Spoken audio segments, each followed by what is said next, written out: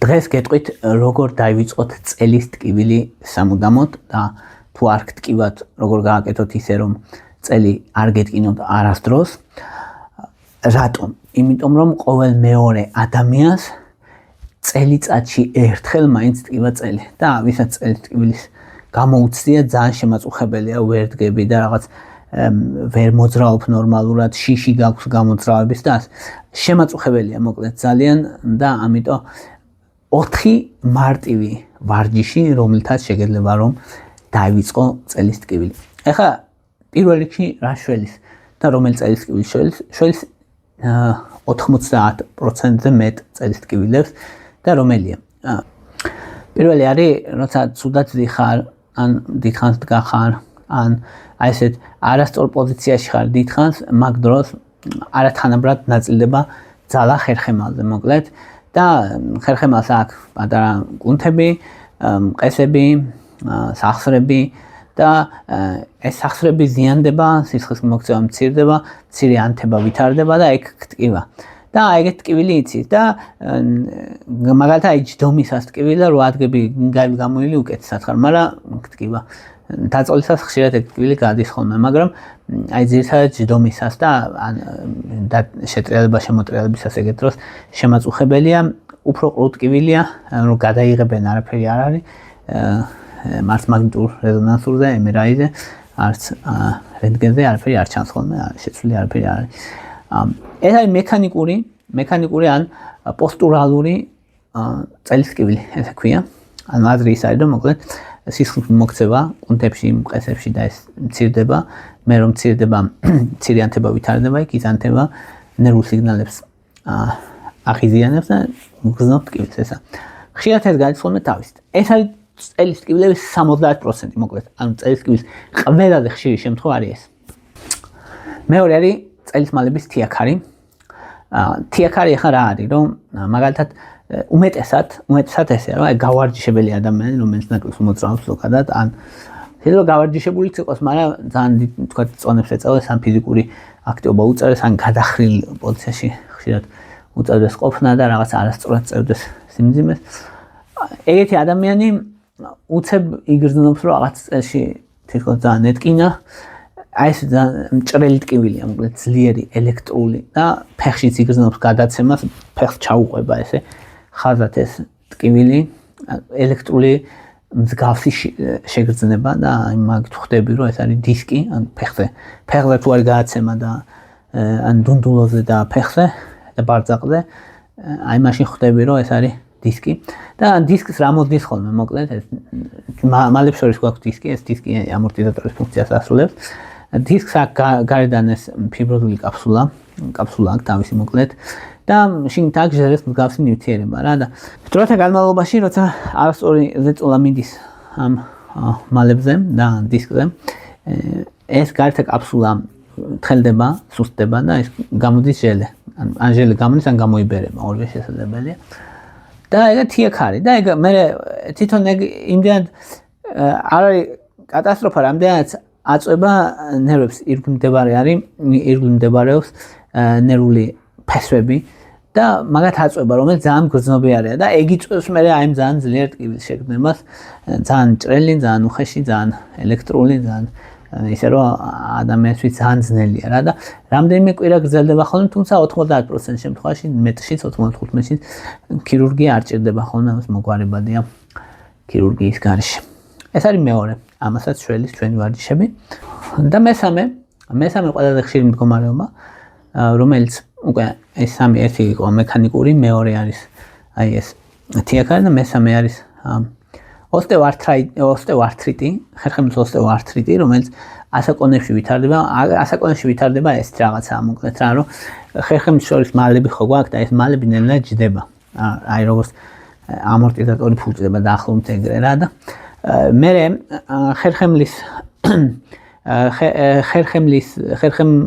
ხერხემლის ზეწოლა მოდის მცირე სახსრებზე, ხერხემლის სახსრებზე. და ის ხერხემლის სახსრების სასახსრებზე ზედაპირები განილება, თხელდება და ვითარდება ამ სასახსრების ზედაპირების ოსტეოარტრიტი. და აი ამ ტკივილს გრძნობს ადამიანი და აი დილით შემოჭილობის შეგრძნება რომ აქ ან დიდი ხნის განმავლობაში სიარულის დროს რო წელი ატკივდება ადამიანს ასაკონებს ერთად ეს ხდება ხოლმე ასაკონებში და ასაკონებისთვის ეს არის დიდი და მნიშვნელოვანი პრობლემა და ეს ტკივილი არ არის არც მჭრელი არც ეგეთი მაგრამ ძალიან შემაწუხებელია რა და ძირითადად ვითარდება ასაკონებში აი წელი მტკივა მაგალითად აი რიგში იდგა და ატკივა წელი ან აი საიდან მოდის რომ უთმობენ ხოლმე იმას ასაკიანებს რომ უთმობენ ხო ანუ რატო უთმობენ ავტობუსში ადგილს და იმას რაციონალი ნუ ერთი რომ რა თქმა უნდა პატივისცემის გამოხატულებაა და მეორე ის არის რომ ანუ ასაკიან ხალხს დგომა დიდხანს არ შეუძლია და ზოგჯერ არის რომ 1 საათი გიწევს ხო დგომა როცა მგზავრობ და ხერხემალი ზიანდება წელი ტკივათ მე ანუ ახალგაზრდისთვის თუ ის ჩვეულებრივად დაძლევადია ხო ასაკიანისთვის ძნელია ეგ და აი ამიტომ არის რომ ისა და როცა ზიანს ხედან შემდეგ უკეთესად აქვს წელი და ამიტომ რომ ან რაციონალური მხარეც იქ რომ ასაკიანებს უთმობენ იმას ადგილს არ არის მარტო ის რაღაც კულტურის ნაწილი არაა მარტო ადამიანს ეხმარები ფიზიკურად. ეხლა რა ვარჯიშებია ეს 4 რაც ყველაზე მნიშვნელოვანი. პირველი არის ქართულად ალბათ პლანკა ქვია, პლანკას ეძახიან ფრონტალურ პლანკას, ანუ წინა პლანკას. ეს არის რომ ანუ სახით იატაკისკენ რომ დაწვე, ვიდეოშიც არის ნაჩვენები აქ, უკან ფონზე არის ნაჩვენები, როგორ კეთდება. და ანუ იდაყვებით უნდა დაეყრდნო საკუთარ სხეულს და სხეული უნდა ქონდეს სწორად. არ ასაჭიროებდებით ჭერისკენ იყურო არც ძალიან ჩამოწეული, არც ჩამოვარდნილი თავი, ჩვეულებრივად უნდა ქონდეს თავით.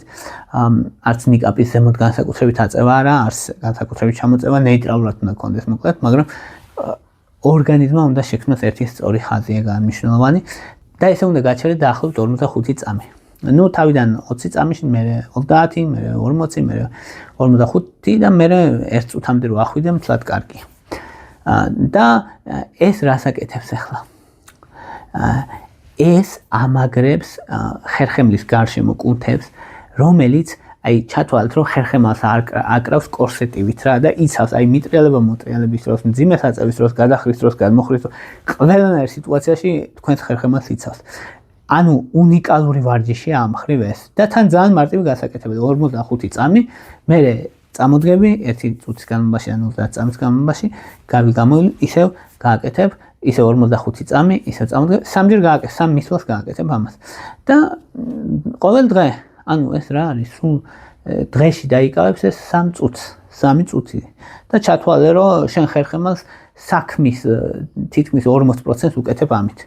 ანუ აი ამ ძალიან მარტივი ვარჯიშით და თითქმის ყველაფერში გიცავს რა ჯდომისას, სიარულისას, მძიმის საწევისას აი ეს ერთი ვარჯიში 50% ამცირებს 50% ამცირებს წელიწკივილის შემთხვევებს 50% თუ ყოველდღე გააკეთებ მეორე მნიშვნელოვანი ვარჯიში არის აი პლანკა ოღონდ გვერდულად რო გააკეთო ანუ გვერდულად მნიშვნელოვანია ისე სწორი შემოსხეულმა სწორი ხაზის ფორმა უნდა შექმნას ეგ მნიშვნელოვანია ფეხებიც სწორად უნდა იყოს და ეს იდაყვი უნდა იყოს ხრის ქვეშ ნაჩვენებია ფონზე და შეგიძლიათ მაგის მიხედვით და ეხლა ეს რა შვება ეს ლატერალურ კუნთებს ამჯობესებს და ეს ლატერალური კუნთები ძალიან მნიშვნელოვანია მოძრაობისას, ძალიან მნიშვნელოვანია მძიმის აწევისას, ძალიან მნიშვნელოვანია როცა ცუდად ზის ადამიანი, როცა არათანაბარ სიმძიმეებს ეწევა მაგალითად, ანუ ორივე მხარე განვითარებული უნდა იყოს. დაახლოებით 20-30 ან მე 40 წამი სამ მხარეს რო გაჩერდეს, შემდეგ მეორე მხარეს რომ გააკეთოთ ასევე სამი მისვლა ესეც. ეს კვირაში 3ჯერ ან 5ჯერ რომ გააკეთოთ ეს. და მეოთხე ვარჯიში არის ძალიან მნიშვნელოვანი, ეს არის დუნდულა კუნთის ვარჯიში. ან დუნდულა კუნთის ვარჯიში არის აი ძალიან მნიშვნელოვანი, რადგან დუნდულა კუნთის სისუსტის გამო ემართება ადამიანს წელის ტკივილის 80% შემთხვევებს. ანუ ძალიან მნიშვნელოვანია რა და თუ მას გაამჯობესებს თითქმის 50% დამცირებ წელის ტკივილის შემთხვევებს და ამიტომ არის რომ ძალიან მნიშვნელოვანია, რადგან ანუ ადრე ეს არის რომ თუ კი აი დუნდულა კუნთები არ მონაწილეობენ სხეულის ტარებაში და სიმძიმის განაწილებაში მთელი სიმძიმე მოდის ხერხემალზე და ხერხემალისთვის ეს კატასტროფაა, ანუ ხერხემალისთვის ზოგადად აემხელა სიმძიმის ტარება, ხო, ჩვენ ეს გამართულ პოზიციაში დავდივართ, ხო? არის ძალიან ძნელი და აი ამიტომ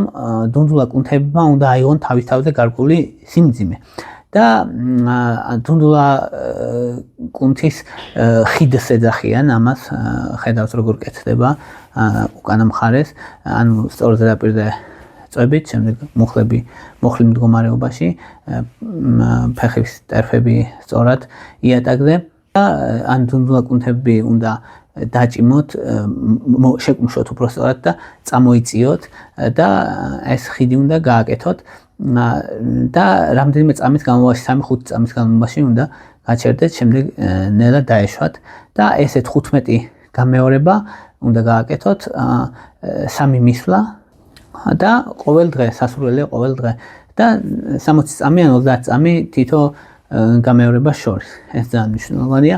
რომ დრო კონდეს ორგანიზმს და კუნთებსაც, რომ ანუ ჟანგბადი მიეწოდოს კუნთებს და ასე სისხლის მიმოქცევა, ცირკულაცია იყოს ნორმალური. და მეოთხე მნიშვნელოვანი ვარჯიში არის ეძახიან hinges, ინგლისურად და ქართულად არ ვიცი რა ქვია, სიმართლე გითხრათ, მაგრამ არ აქვს დიდი მნიშვნელობა, ბარძაყის hinges ეძახიან. ამ ვარჯიშის აზრი მოკლედ ეს არის, რომ აი კედლიდან 30 სანტიმეტრის მოშორებით რო დადგე მოკლედ და უკან ნაწილი, ანუ დუნდულა ნაწილი, უკანალი ისე უნდა გამოзнიკო ადამიანმა, რომ აი 30 სანტიმეტრის მაინც გამოიზნიქოს ისე, რომ კედელს მიედოს ისე, რომ ზურგი არ მიედოს კედელს. აი ეგ არის აზრი. და გინახიათ ალბათ, აი ვინც ეწევა რაღაცნაირად უკანალი გამოწეული აქვს და ის ეწევენ სიმძიმეებს, ვინც სიმძიმეს ეწევა იმაზე მაქვს საუბარი იმ ადამიანებზე. ანუ ესენი არ აკეთებენ იმისთვის, რომ მოვარჯიშეები, რომ რაღაცნაირად დადიან, რომ თითქოს ანუ უკანალი გამოзнეკილი აქვს უკან ეგრე რომ დადიან. ანუ მაგას არ აკეთებენ იმიტომ, რომ რაღაცა კაი პონტია, მაგას აკეთებენ იმიტომ, რომ 40%-ით ამცირებს ეგ ხერხემალზე დაჭვირთვას და ანუ დაჭვირთვა გადადის უკან ბარძაყებზე, დუნდულოების კუნთებზე, რომელსაც შეუძლია ძალიან დიდი წონის ტარებაც და გაძლებაც და შესაბამისად ეგ ძალიან მნიშვნელოვანია და ამიტომ არის, რომ მნიშვნელოვნად ეხმარება რეალურად ეგ ვარჯიში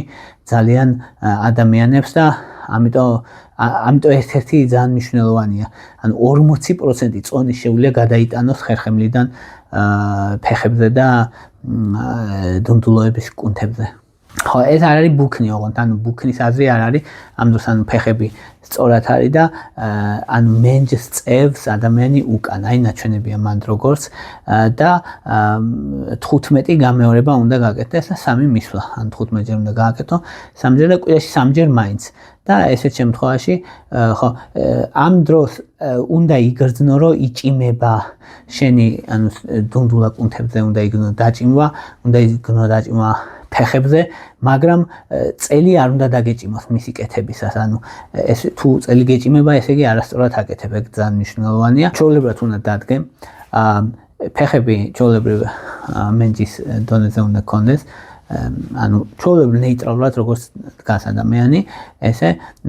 ხელები ბარძაყებზე რომ მოათავსოს ადამიანმა და ცოტათი ოდნავ უნდა მოიხარო ბარძაყებში, მაგრამ არა,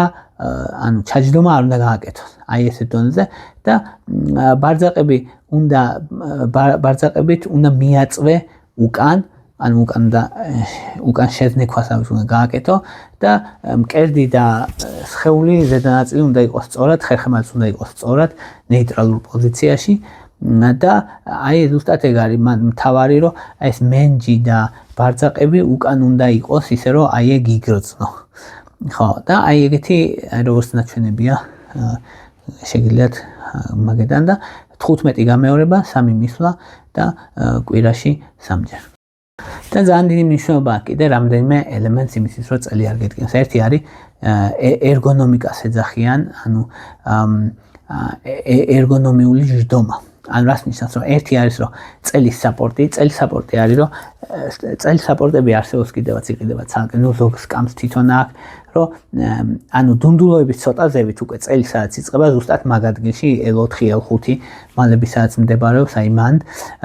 ხო ეგ სად მდებარეობს არის ზუსტად მან რომ არც კუდუსუნთან ქვევით და არც წელის შუა ნაწილი აი წელის ქვედა ნაწილს რასაც ეძახით ეგ არის რა აი მან რომ მხარდაჭერითი ბალიშვით რაღაცა დევს ხოლმე და სპეციალური იყიდება ანუ საპორტები წელის საპორტი ქვია ლუმბარ საპორტი ქვია მაგას თუ ვინმეს გენდომაც რო იყიდოთ შეგიძლიათ იყიდოთ Amazon-ზე იმაზე არის ხო და ისა ძალიან მნიშვნელოვანია ვისაც დიდხანს გიწევთ ჯდომა ეგ არის ძალიან მნიშვნელოვანი საკითხი ხო ასევე მუხლები უნდა იყოს ბარძაყებზე სულოდნავ ზევით ეგ სასურველია ან ფეხები ჩამოკიდებული არ უნდა იყოს ჰაერში ეგ მნიშვნელოვანია სწორ ზედაპირზე უნდა იდოს ფეხები მხრები უნდა იყოს მოდუნებული არ უნდა იყოს დაძაბული და იდაყვი 90 გრადუსიანი კუთხით უნდა იყოს კომფორტულად მოგედოთ იდაყვიც ეკრანს თუ უყურებთ ეკრანის ზედა ნაწილი თვალების დონეზე უნდა იყოს ეგ არის რომ ხო და ეკრანი უნდა იყოს თქვენი აი სადაც მთავრდება ეს ხელი მაგის დონეზე უნდა იყოს ახლობით ეგ უწევს ხოლმე სადაც 60 სანტიმეტრს სადაც დაახლოებით 70 სანტიმეტრი რა უნდა იყოს მოსწორება თქვენს და ეკრანს შორის დაახლოებით და იმისთვის რომ წელთკივილი საერთოდ დაივიწყო ამ 4 ვარჯიშთან ერთად დღეში 45 წუთი სიარული ყოველი 10 წუთი შესვენება ყოველ 30 წუთში 30 წუთი რო ზიხარ 10 წუთი გაიარ გამოიარე ან 5 წუთი ან რამდენი შეგიძლია მინიმუმ 1-2 წუთი მაინც 8-დან 10000 ნაბიჯი გაიარე ყოველ დღე და ეს ვარჯიშები გააკეთე ყოველ დღე ანუ პლანკა ყოველ დღე დუნდლო კუნთების ვარჯიშები 3-5 ჯერ კვირაში მაინც და სხეულის მასის ინდექსი ანუ 30 ან წონაში კლება მნიშვნელოვანია თუ ადამიანი ჭარბწონიანია ამ სუქანია თუ მსუქანია მაშინ აუცილებელია წონაში კლება თუ უბრალოდ ჭარბწონიანია სასურველია რომ ცოტა მაინც დაიკლოს რამდენიმე კილო მაინც აი ეს იყო რის თქმაც მინდოდა მადლობა რომ მისმენთ მადლობა რომ გაინტერესებთ ვისაც გინდათ არხის მხარდაჭერა ამისთვის შეგიძლიათ აღწერაში მაქვს ანგარიშის ნომრები და დონაციები გააკეთოთ ვისაც უბრალოდ არხის მხარდაჭერა გინდათ და დონაციის საშუალება არ გაქვთ შეგიძლიათ გამოწეროთ არხი დაალაიქოთ და კომენტაროთ გააშეროთ ესეც დიდი დახმარება არხისთვის მადლობა რომ მისმენთ და მადლობა რომ გაინტერესებთ